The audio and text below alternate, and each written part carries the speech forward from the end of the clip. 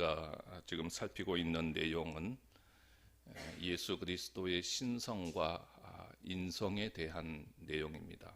특별히 예수 그리스도는 신성과 인성을 다 가지고 계시는데 과연 그러한가 하는 성경의 증거들을 우리가 찾아가는 것이 핵심적인 내용입니다. 이 증거들을 살피기 전에 지난 시간에 우리가 살펴보았던 것은 예수 그리스도의 인성과 신성의 필요성이었습니다. 왜 예수님께서 인성을 가지셔야만 했고 왜 예수님께서 신성을 가지셔야만 했느냐 하는 이 필요성에 대한 내용이었죠.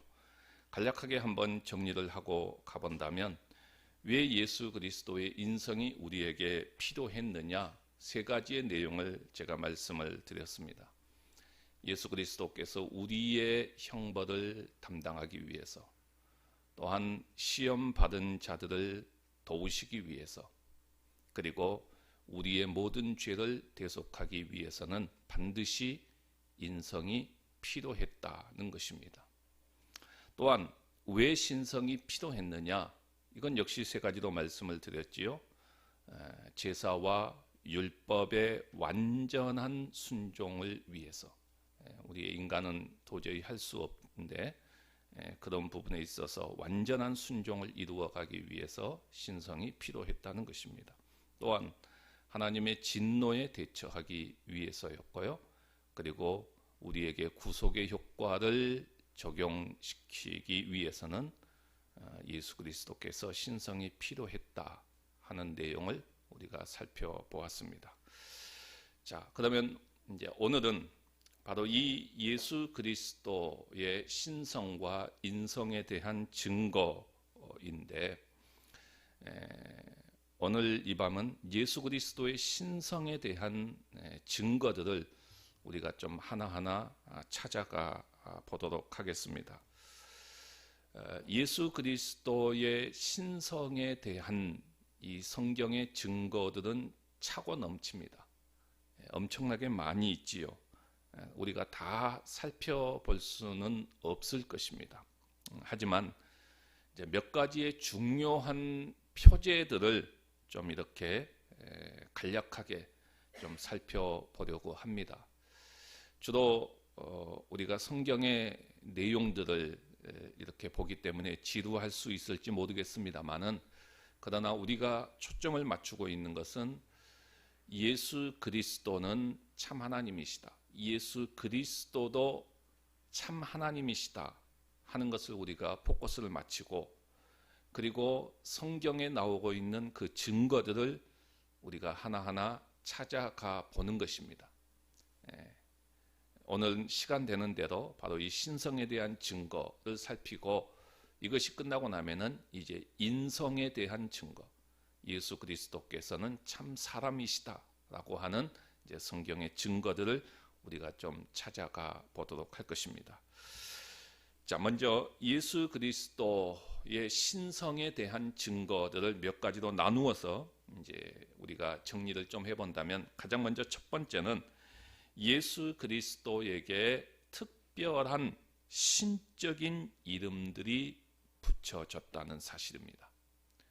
예수 그리스도에게 신적인 이름, 그러니까 하나님에 대한 이름, 이 신적인 이름들이 예수 그리스도에게도 붙여졌다는 것이죠.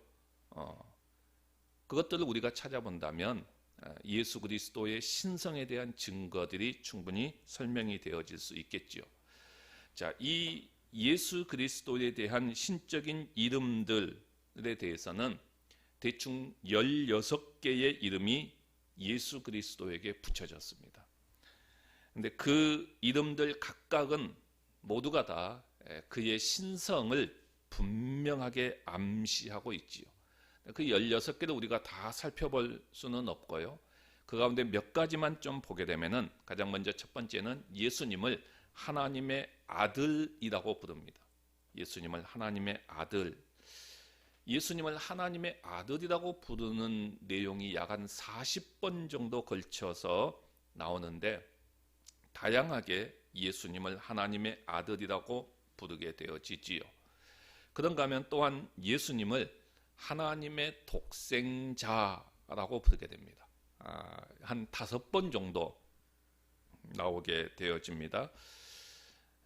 특별히 대표적인 성경의 구절을 우리가 본다면 요한복음 1장 18절에 보면은 예수님을 이렇게 표현합니다. 아버지 품속에 있는 독생하신 하나님, 이렇게 표현하지요. 바로 그의 신성을 그대로 보여주고 있습니다. 이 구절을 대표적으로 해서 여러 곳에서 우리는 찾아볼 수 있습니다. 그런가 하면은 요한계시록 1장 17절에서는 예수 그리스도를 표현할 때 처음이요 마지막이라고 묘사하고, 또 8절에서는 알파와 오메가로 묘사합니다. 시작과 끝을 암시하는 알파와 오메가라고 표현합니다. 그러니까 이런 이름들은, 이런 용어들은 신성을 나타내는 용어들이다라고 이야기할 수 있지요. 그런가 하면 신약 성경에서 가장 많이 사용되어지고 있는 그 이름 예수 그리스도를 표현할 때 이건 뭐 수백 번에 걸쳐서 나옵니다. 주라고 하는 이름이지요. 주라고 하는 이름. 이 주라고 하는 중요한 이 용어를 우리가 좀 주의 깊게 볼 필요가 있는데요. 그러니까 이 용어는 구약 성경에서는 여호와와 대응하는 말입니다. 여호와. 그러니까 여호와는 하나님께 돌려진 최고의 칭호 중에 하나이지요. 그러니까 그 칭호가 바로 예수 그리스도에게도 붙여졌다는 것입니다. 그러니까 이것은 바로 예수 그리스도의 신성을 증명하는 것이죠. 그런가 하면 성경은 단도직입적으로 예수 그리스도를 실제로 하나님이라고 호칭을 합니다. 하나님이라고. 예수 그리스도를 실제적으로 하나님이라고 호칭하지요. 도마는 이렇게 이야기합니다. 나의 주, 나의 하나님이라고 표현하지요. 예수 그리스도를 나의 주, 나의 하나님이라고 호칭을 합니다. 마태복음 1장 23절에서는 예수 그리스도를 뭐라고 표현합니까? 임마누엘이라고 호칭합니다. 임마누엘. 무슨 의미죠? 하나님이 우리와 함께 계시다. 그러니까 예수님을 하나님이시다라고 이렇게 표현하고 있지요. 또 디도서 2장 13절에서는 우리 주님을 우리의 크신 하나님, 구주 예수 그리스도 이렇게 표현합니다. 우리의 크신 하나님, 구주 예수 그리스도라고 부르게 되죠. 자, 마찬가지로 로마서 9장 5절에서도 그는 만물 위에 계셔서 세세의 찬양을 받으실 하나님이시라. 예수 그리스도를 그렇게 표현을 하고 있습니다. 이렇게 많은 이름들이, 신적인 이름들이 예수 그리스도에게 돌려졌고, 그리고 이 모든 이름들은 다 신적인 이름들입니다. 따라서 우리는 이 신적인 이름들이 예수 그리스도에게 붙여진 이 내용들을 통해서 예수 그리스도의 신성을 우리가 증명할 수 있다는 것입니다. 이것이 첫 번째 증거고요. 자, 두 번째 증거는 뭐냐 하면은 성경이 특별한 신적인 속성들을 예수 그리스도에게 돌립니다. 첫 번째는 신적인 이름들이 그에게 붙여졌다는 것이고, 두 번째는 이제 신적인 속성들을 예수 그리스도에게 돌려지게 됩니다. 그러니까 신적인 속성이라고 하는 것은 뭐죠? 그러니까 하나님에게 있는 속성들이죠. 하나님만이 가지고 있는 속성들이 예수 그리스도에게도 그대로 돌려지는 것을 의미하는 것입니다. 우리가 하나님에 대한 교리를 살필 때에 이 신적인 속성, 이 하나님의 속성을 우리가 보았지요. 하나님의 속성에는 공의적인 속성이 있고 비공의적인 속성이 있다라고 말씀을 드렸습니다. 그런데 특별히 이 가운데 비공의적인 속성, 이건 하나님에게만 있는 속성이지요. 그런데 그 하나님에게만 있는 속성들이 예수님에게도 똑같이 돌려집니다. 똑같이 돌려지죠. 그러니까 이 말은 예수 그리스도는 곧 하나님이시다라는 것을 우리에게 말해주고 있지요. 자, 그 대표적인 속성들을 우리가 한번 좀 볼까요? 첫 번째는 전능하심입니다. 전능하심. 전능하심. 무한한 능력이 있으시다라는 이야기지요. 이 전능하심이라고 하는 속성은 하나님만 가지고 있는 속성이지요. 자, 그런데 이 하나님만 가지고 있는 속성이 예수 그리스도에게도 돌려지게 된다는 것입니다. 히브리서 1장 3절을 보게 되면은 그렇게 이야기합니다. 예수 그리스도가 그의 능력의 말씀으로 만물을 붙드시는 분이다 라고 이야기합니다. 그러니까 이보다 더 강한 전능하심에 대한 표현은 없습니다. 그런가 하면은 고린도전서 15장 27절에 보면은 만물이 그의 발 아래에 있다라고 말하죠. 예수 그리스도의 발 아래에 있다라고 이야기합니다. 그러니까 예수님에게 이런 하나님의 전능하심의 속성이 있다는 것을 이야기합니다. 전능하심에 대한 속성이 있다는 것을 이야기하죠. 이것이 바로 예수 그리스도의 신성에 대한 증명이지요. 그 다음에 전능하심뿐만이 아니라 전지하심입니다. 전지하심. 모르시는 것이 없다. 다 아신다. 모든 것을 다 아신다. 이게 전지하심이죠. 그러니까 이 전지하심도 하나님에게만 있는 속성이지요. 그런데 이 속성이 역시 예수 그리스도에게도 돌려지게 되어집니다. 자, 요한복음 2장 24절에서 25절을 보시면은 이렇게 말씀합니다. 그가 친히 사람의 속에 있는 것을 아시는 분이다 라고 이야기합니다. 그러니까 예수 그리스도의 전능하심에 대한 설명입니다. 또한 편재하심입니다. 편재하심. 이것도 하나님에게만 있는 속성이지요. 편재하심이라고 하는 것은 안 계시는 곳이 없다. 어느 곳이든지 다 계신다. 어디나 계시는 분이다 하는 것을 이야기합니다. 그런데 이 하나님에게만 붙여진 이 편재하심이라고 하는 속성도 예수 그리스도에게 돌려집니다. 마태복음 18장 20절에 보면은 두세 사람이 내 이름으로 모인 곳에는 나도 그들 중에 있느니라 라고 말씀합니다. 예수 그리스도의 편재하심이지요. 자, 마태복음 28장 20절에 보면은 볼지어다 내가 세상 끝날까지 너희와 항상 함께 있으리라. 또 요한복음 13장 3절에도 보면은 놀라운 진술이 나옵니다. 하늘에서 내려온 자 곧 인자 외에는 하늘에 올라간 자가 없느니라 라고 말합니다. 자, 여기서 하늘에 있는 인자라고 하는 이 말은 예수 그리스도가 지상에 계실 때 하신 말씀입니다. 그러니까 다시 말해서 예수 그리스도는 지상과 하늘 모두에 편재하시는 분이다 하는 것을 이야기합니다. 이 모든 것들이 다 예수 그리스도의 편재성을 우리에게 말해주고 있지요. 자, 그런가 하면은 영원성입니다. 영원성. 여러분, 영원성도 하나님에게만 있는 속성이지요. 근데 이 영원성도 바로 예수 그리스도에게 돌려지지요.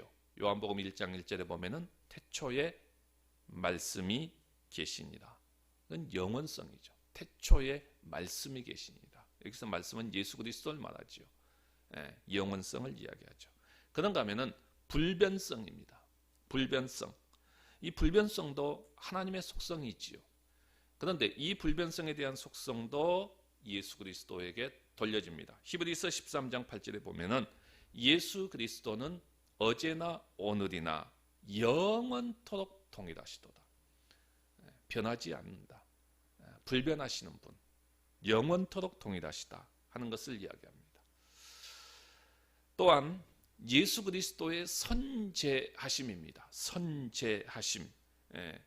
이 선재하심도 바로 하나님에게만 있는 속성이죠. 그래서 골로새서 1장 17절에 보면은 그가 만물보다 먼저 계시고라고 말합니다. 먼저 계셨다. 선제하심이지요. 하나님에게만 있는 이 속성이 바로 예수 그리스도에게도 그대로 돌려지는 것을 보게 됩니다. 자, 이렇게 특별한 신적인 속성들,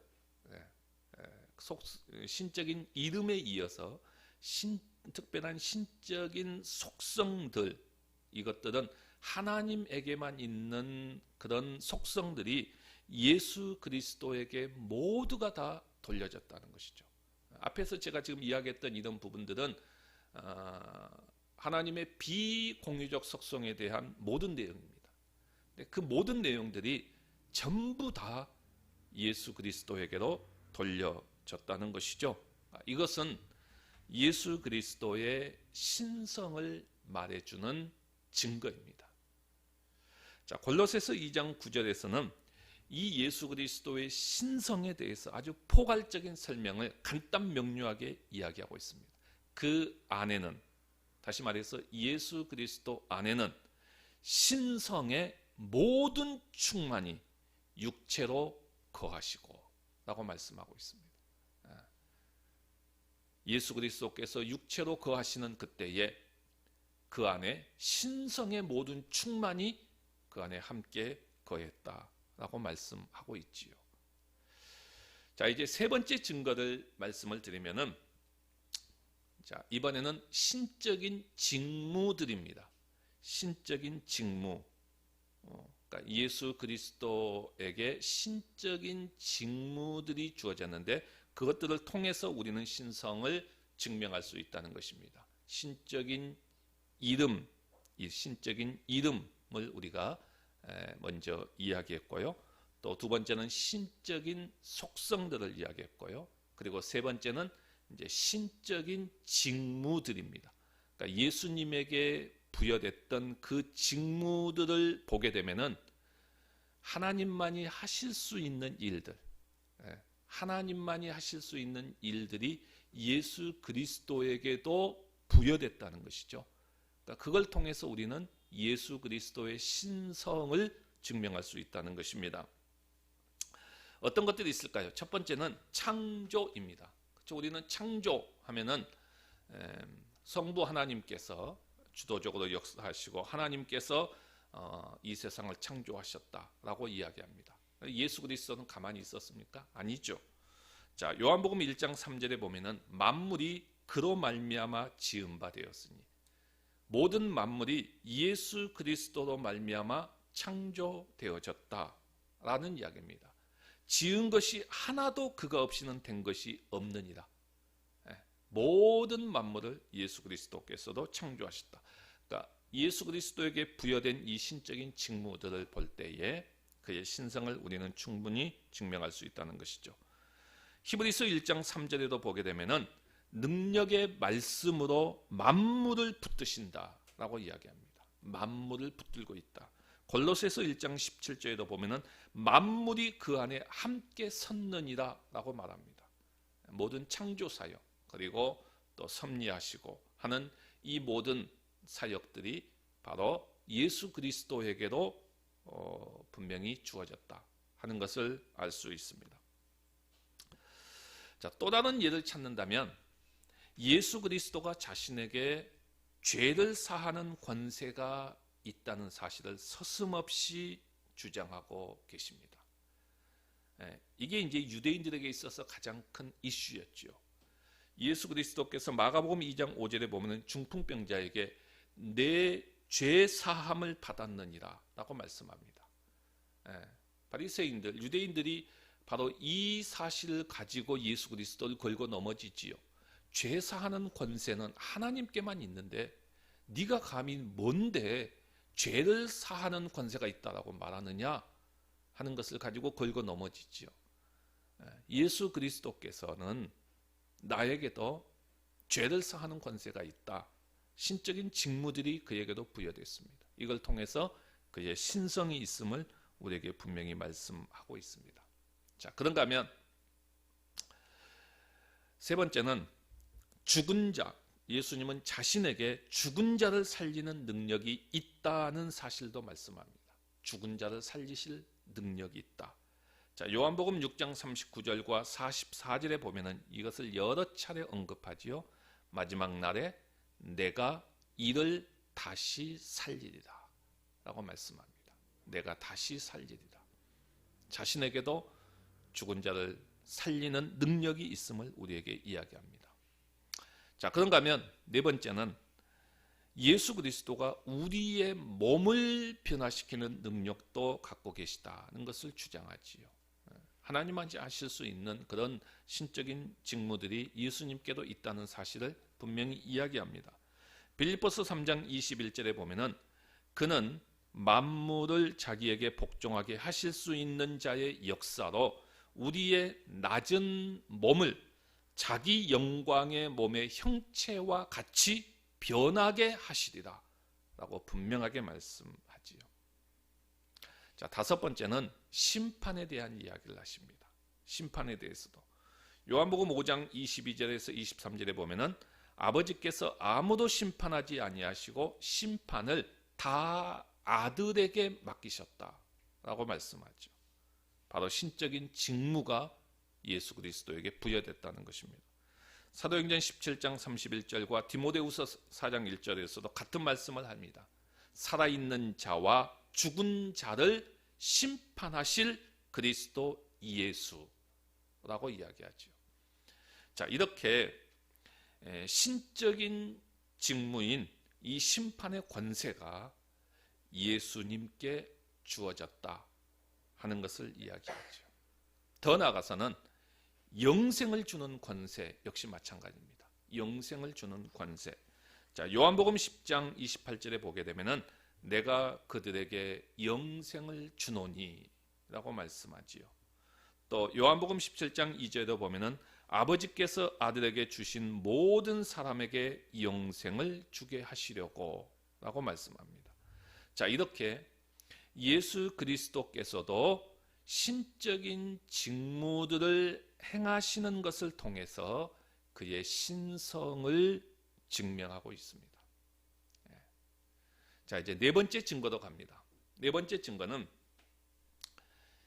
여호와께 사용한 용어들, 그러니까 여호와께 사용한 용어, 그러니까 하나님께 사용했던 용어들을 예수님께도 적용시키고 있다는 것입니다. 적용시키고 있다. 그러니까 무슨 말이냐면은 구약 성경에서 직접적으로 여호와에 대해서 언급한 말씀들이 신약에서는 주 예수 그리스도에게 돌려지고 그 말씀들로 그가 누구신지를 드러내고 있다는 사실입니다. 그러니까 구약과 신약의 여러 구절들을 우리는 좀 비교해 볼 수가 있는데 한 군데만 좀 보도록 하겠습니다. 그것이 지금 앞에 나와 있는 시편 102편의 말씀, 구약에서는 시편 102편의 말씀, 신약에서는 히브리서에 있는 말씀입니다. 자, 시편 102편 27절에서 28절에 보면은 주는 한결같으시고 주의 연대는 무궁하리이다. 주의 종들의 자손은 항상 안전히 거주하고 그의 우손은 주 앞에 굳게 서리이다. 여기서 주라고 하는 말씀이 나오지요. 계속해서 주가 나옵니다. 자, 이것이 신약성경 히브리서 1장 10절과 11절에 보면은 주여 태초에 주께서 땅에 기초를 두셨으며 하늘도 주의 손으로 지으신 바라 그것들은 멸망할 것이나 오직 주는 영존할 것이요 그것들은 다 옷과 같이 낡아지리니 라고 말씀합니다. 그러니까 이게 지금 무슨 말이냐 하면은 구약 성경에서 주라고 하는 이 말은 언제나 하나님께 사용되었습니다. 하나님께 사용되었던 것이죠. 그런데 신약 성경에서도 이 주라고 하는 말이 사용이 되는데 신약 성경에서는 이 주라고 하는 말은 예수 그리스도의 주권, 즉 예수 그리스도의 신성이라는 의미로 사용되어지고 있다는 것입니다. 따라서 여호와께 직접적으로 사용되는 이런 특별한 용어들이 주 예수 그리스도께도 동일하게 사용된다는 사실을 우리는 알 수 있지요. 이것들을 통해서 우리는 예수 그리스도의 신성을 증명할 수 있다는 것입니다. 제가 오늘 8가지를 다 이야기해야 되는데 시간 관계상 한 가지만 더 이야기하고 마치겠습니다. 다섯 번째는 성부 하나님과 성자 예수 그리스도의 이름이 서로 연결되는 방식입니다. 그러니까 성부 하나님과 성자 하나님이 하나의 하나님으로서, 하나의 삼위일체 하나님으로서 우리에게 소개되어지고 있는 이 모습들을 보면서 우리는 예수 그리스도의 신성을 증명해 갈 수 있다는 것입니다. 그러니까 이런 방식을 통해서 예수 그리스도는 곧 하나님이시다, 고로 예수 그리스도는 신성이 있는 분이다 라는 것을 증명하는 것이죠. 자, 마태복음 28장 19절에 보면은 그러므로 너희는 가서 모든 민족을 제자로 삼아 아버지와 아들과 성령의 이름으로 세례를 베풀고, 그렇죠? 아버지와 아들과 성령의 이름, 같이 연결되고 있지요. 하나님과 예수 그리스도가 같이 연결되고 있습니다. 로마서 1장 7절에서도 이렇게 이야기합니다. 하나님이 우리 아버지와 주 예수 그리스도라고 말씀합니다. 이렇게 이름이 연결되어지고 있는 방식은 이뿐만이 아니라 고린도후서 13장 13절의 축도에서도 우리가 알 수 있지요. 예배를 마칠 때마다 이제 축도를 하게 되는데 그 축도의 원형이 고린도후서 13장 13절의 말씀입니다. 그 고린도후서 13장 13절의 말씀을 가지고 우리는 축도를 하게 되지요. 하나님과 예수 그리스도가 함께 연결되어져 있고, 이것은 또 데살로니가전서 3장에서도 마찬가지고 야고보서 1장에서도 나오고 있는 그런 말씀입니다. 자, 오늘은 이 5가지 정도만 하고 시간 관계상 그 다음에 다음 주에 이어서 이제 그 이후에 계속되어지는 내용들을 우리가 살펴보겠는데요. 지금 제가 이렇게 다양하게 예수 그리스도의 그 신성에 대한 증거들을 다양하게 계속해서 이렇게 말씀을 하고 있습니다. 이 말씀은 바로 예수 그리스도는 참된 하나님이시다, 참 하나님이시다 하는 사실을 우리가 분명히 놓쳐서는 안 되고, 그리고 참 하나님이 되셔야만 하는 이유는 바로 우리의 완전한 구원을 위해서 참 하나님이 되셔야만 한다는 것입니다. 참 하나님이 되셔야만 하는데 그것이 과연 증거가 있느냐 했을 때 우리는 성경의 다방면을 통해서 이것을 증거하고 있지요. 그렇다고 한다면 예수 그리스도께서 참 하나님이시다 하는 사실을 우리가 말씀을 통해서 깨닫게 되어진다면 우리의 구원도 확실한 것이고, 더 나아가서는 우리의 구원이 결코 흔들림 없는 구원이다 하는 사실을 우리는 분명히 붙잡을 수 있다는 것입니다.